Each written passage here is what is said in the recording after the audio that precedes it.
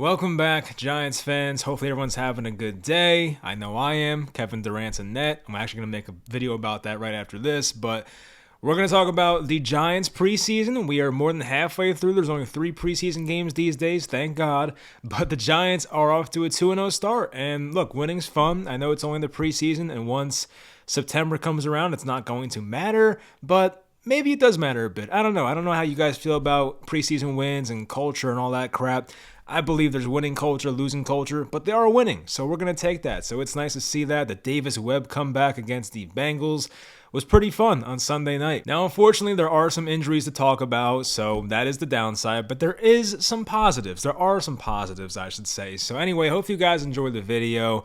Leave a like, it always helps out, and let's get into it. Speaking of injuries, let's just start with the list because it's a long list. It's really no surprise with the Giants and the luck they have and the field they play on, which is something I want to talk about because the MetLife turf and the injuries, it's just too much. I'm not a doctor. I don't really examine turf for a living.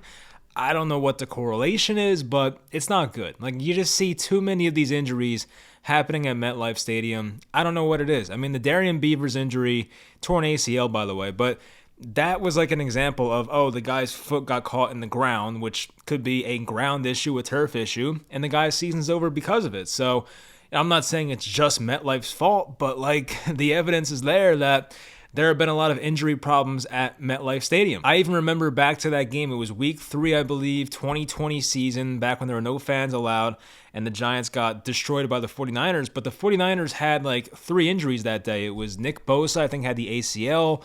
I think Jordan Reed, the tight end, got injured, and somebody else. And one of the coaches, or maybe it was Shanahan, I don't know, but someone on the Niners like came out and said, like, what is up with this MetLife field? It is not good for injuries. And it's like ever since then, like the MetLife Stadium injuries have been just like on notice, high alert, and it's been happening too much. So it's unfortunate. I thought Darian Beavers had a pretty bright future, especially for this season. Not saying he would have been like the Giants linebacker number 1, but I thought he could have played a decent role for the defense in 2022. Anyway, Kayvon Thibodeau, MCL, out 3 to 4 weeks. And you see that, and it's like, that sucks, right? I mean, Kayvon was one of the more exciting players to watch this year, but I really thought it was worse at first. I really did. I was driving back. I had the game DVR'd. I was driving back from dinner, and my brother looks at me and goes, oh, and I'm like, what? Because like he knows like not to spoil the game because I had it recorded. And then I got another text from my friend saying like, uh-oh, with the eye emojis. And I'm like, what is going on? This is not good. Either Daniel Jones just threw like 2 interceptions or somebody's injured. And you find out somebody's injured. So I eventually had to look at it. I saw the play and I was like, that is just not good. Once again, not a doctor, but you can tell by the way his knee bent, it was not supposed to go that way. Was it a dirty play by, I think it's Thaddeus Moss, Randy Moss's son? I mean, technically, the NFL wants you to do that type of stuff. They don't want you going after the head. I know it's like different because that's tackling, but still, I think technically that's a legal block. I have no idea why. Because that's like a weak side seal type block. Like there was no need for that. You know what I mean? Like the run play was going to the left and he was sealing off Kayvon on the right side. Like there was no need for that. You know what I mean? Like just block the guy, you know, shoulder pads, grab his chest. Like there's no need to dive at the guy's legs. I mean, maybe I'm just a salty Giants fan, but like still, if that happened to anybody, some other young, exciting defender like a Nick Bosa, if it happened to DeForest Buckner or somebody else like that, I would feel sympathy for that guy. I'd be like, what the hell is that? That's not like a necessary block right there by the tight end. So I just think it's kind of like, I don't know, not Bush League, but like you don't need to do that. So I don't know. But anyway, yes, only 3 to 4 weeks. Maybe Kayvon's out the first week or 2, but we will get to see him at some point this year. Thank God. It could have been a lot worse. I thought it was a lot worse, but he came out of the medical tent. He was laughing, joking around, and the camera was on him, so we felt pretty good right away, but it was scary there for a bit. Shane Lemieux, toe injury. He might be out at the beginning of the year. We'll see how that goes, but he was a guy that was supposed to be on track to be a starter this year, whether it could have been left guard or center. So another bad injury luck there for Shane Lemieux, who missed a lot of last year. Matt Breida, undisclosed. Maybe they have disclosed it, but the Giants like website or ESPN where I looked for the injuries, they did not really say what it was. So Matt Breida, of course, is in that running back 2 battle. It seemed like he had that job for sure, but guys like Antonio Williams are playing really well, so maybe there is an RB2 competition going on there. Kadarius Toney, leg injury. He has not played in the preseason yet. The Giants don't seem that concerned about it, but I'm concerned. I mean, look, this guy's been injured a lot last year. He was injured in college with the shoulders, so Kadarius Toney, we just got to see him on the field. If they want to rest him, that's fine. Keep him out the Jets game on Sunday. That's cool with me. You had Joshua Izuda missed the last preseason game. Ben Bredesen. Ricky Seals-Jones, the tight end, went to IR. His season's probably over. Marcus McKeithen, another late-round pick of the Giants this year, another rookie. He tore his ACL. Cordell Flott, another rookie, third-round pick. He hurt his groin. That, of course, can take a while to get back from. Graham Gano, the freaking kicker, got a concussion. I remember that play. He kind of took like a heel to his head, diving to try and stop a kickoff return by Chris Evans of the Bengals. So that was unfortunate. Andre Miller, the tight end, not the Denver Nuggets point guard or Sixers point guard, but Andre Miller out of Maine, he goes on the IR with a wrist injury. There was some promise there. The Giants definitely have a lot of tight end question marks right now. Daniel Bellinger, of course, tipped up the ball. It was intercepted. We'll talk about that. But yeah, I mean, the Giants tight end room is not really promising right now. They could, of course, sign a veteran. I know Eric Ebron was rumored at one point for the Giants, so maybe that happens, but the Giants can definitely use some type of reinforcements at the tight end position. All right, so let's talk about the game now. The Giants, of course, had the 25-22 victory against the Bengals. We saw the Davis Webb come back. I think the Giants were down 16-7 in the late third quarter. And Davis Webb and the Giants put up 18 points in the fourth quarter compared to the Bengals 6. So it was a fun and exciting game. We saw some starters play for a lot of the first quarter. Daniel Jones played most of the first quarter. You had Kenny Golladay out there running routes. Blake Martinez came back and played, I believe, for the first time since the injury. And the Giants' starting offensive line in that game was Andrew Thomas left tackle, no surprise, but they had Devery Hamilton at left guard, the two-year man out of Duke now. They had center Max Garcia, because the Giants have so many injuries right now on the offensive line, and of course Mark Lewinsky and Evan Neal at right tackle. So, that was a bit of a different rotation, but I thought they played pretty well. Looking at, I didn't really diagnose the offensive line, but just watching that game and seeing the pockets that Daniel Jones had and seeing some of the running lanes, I thought the pass blocking was better than the run blocking against the Bengals, but still the offensive line I thought played very well. It seemed like the quarterbacks were untouched for most of the night. I know Tyrod had that cool spin out to his left, but outside of that, there weren't really many moments where the quarterback was pressured, so a lot of credit to the offensive line for how they played. Andrew Thomas specifically looked really good, and for Devery Hamilton, I mean, look, this is a guy now who was supposed to be in that swing tackle conversation because of the Matt Gano retirement, but I guess there is a chance that they can move him inside and be a left guard. I don't know what the Giants really plan to do for week 1 against the Titans. I don't know if Shane Lemieux is going to be back in time, so I guess it's not out of the realm of possibility that Devery Hamilton is the starting left guard for the Giants in week 1. So, I mean, I guess crazier things have happened. So we'll talk about Daniel Jones. He was 14 of 16, 116 yards, no touchdowns, 1 interception. The interception, not his fault. It was a good throw, so I can't put that on him. I thought he looked good. He looked comfortable. I mean, Daniel Jones didn't play out of this world. It wasn't the greatest performance ever, but he looked more comfortable. That was number one. That was more important to me than anything, looking more comfortable in this offense. And he was accurate, did not really put the ball in harm's way, and he made a couple nice throws. There was the one throw left side of the field, about 20 yards downfield to David Sills, who had a good game in this one, back shoulder throw. And of course, I said to myself, why can't they do that with Kenny Golladay? That would be the perfect Kenny Golladay type pass, a back shoulder outside, near the out of bounds line. That would have been a good throw for Kenny Golladay. But, seeing David Sills make plays, that was cool. And yeah, Daniel Jones, looked fine in my opinion. It's a shame that you look at the stat sheet and you're like, oh, he had an interception, but, it wasn't really his fault when you watch the game. We thought we got rid of the Evan Engram curse of having the tight end always bat the ball in the air, but now Daniel Bellinger's doing that, so hopefully it was just a one-time thing. But yeah, after this game, the Tyrod Taylor people were a lot quieter, I'll put it that way. So, Daniel Jones is going to be the starter week 1, and I don't know how long it's going to last for. I could see a scenario where it doesn't go that well, but I could also see a scenario where Daniel Jones plays, well enough the entire year and they keep him in there, so we'll see what happens with that. The running game, I said Antonio Williams played well. He was 5 for 26 on the ground.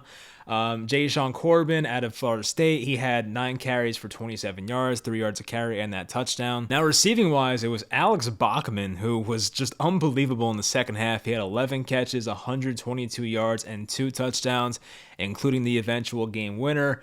And Bachman even made a good special teams play. I think it was right after he scored his first touchdown on the kickoff. He made a really nice special teams tackle, got the guy by his feet, took him down. So yeah, I mean, Alex Bachman just all around had a great game in that one. And the Giants do have some good receivers. I mean, it's not like the most stacked wide receiver group, but they might have to let somebody that I think deserves to make the team go. Like, there's no way they can keep all of Colin Johnson and Darius Slayton and Alex Bachman and David Sills. Like, somebody has to go, unfortunately. I don't really see them carrying like 8 wide receivers. I don't think that's going to happen.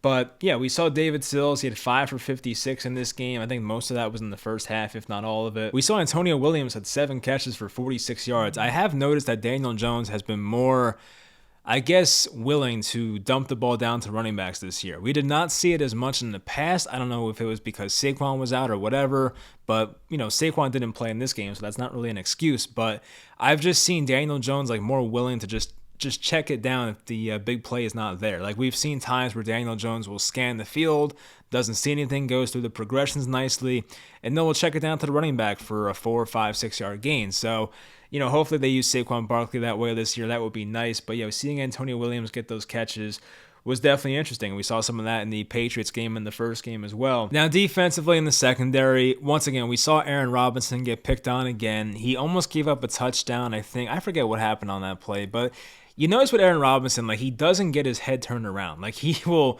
sometimes get beat by a step on a deep ball and will never get his head turned around. And I remember that one play, like, the receiver dropped it in the end zone, but like, you just see too many instances where Aaron Robinson is kind of getting torched by his guy. But I don't know. I just have a lot of concerns about this cornerback 2 spot. I liked Robinson coming out of college, but it just seems like this is not his natural role. Maybe he is more of a slot guy. He was drafted to be more of a slot corner. I know they have Darnay Holmes and now Cordell Flotz on the roster. They got rid of James Bradbury, so somebody's got to step up on the outside, and we were hoping it would be Aaron Robinson.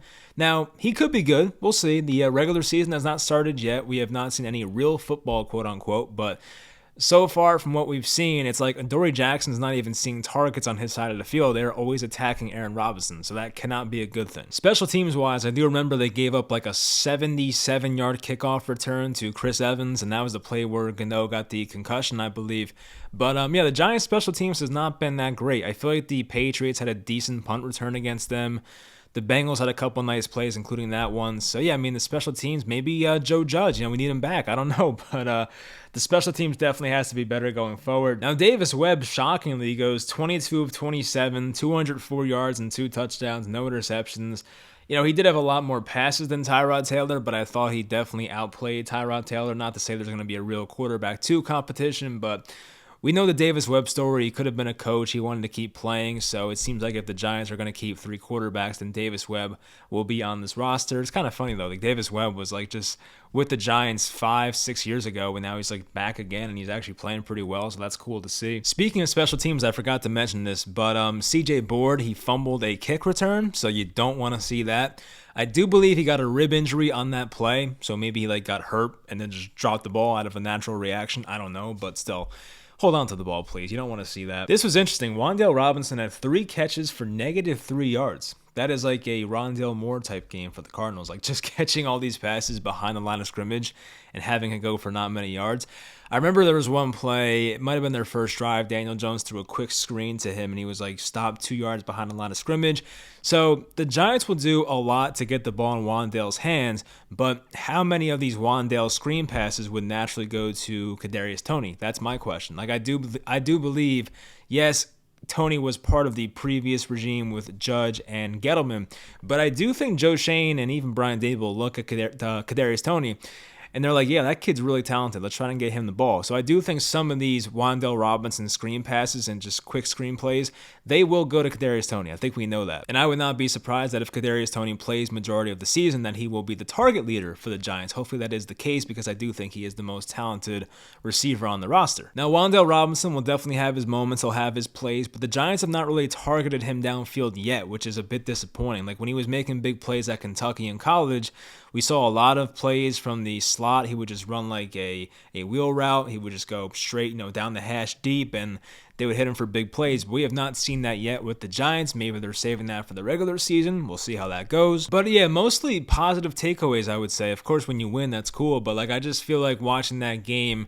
And even though some of the starters were out and we saw Kayvon have the injury, like I think there were more positives. We saw Evan Neal get better from the first game to the second game. He had some struggles against the Patriots, but looked much more comfortable in this game against the Bengals. So we'll see who plays against the Jets on Sunday. I don't know what to expect. Maybe they play the starters for a half. We'll see. Maybe they give Tyrod the third quarter, Davis Webb the fourth quarter.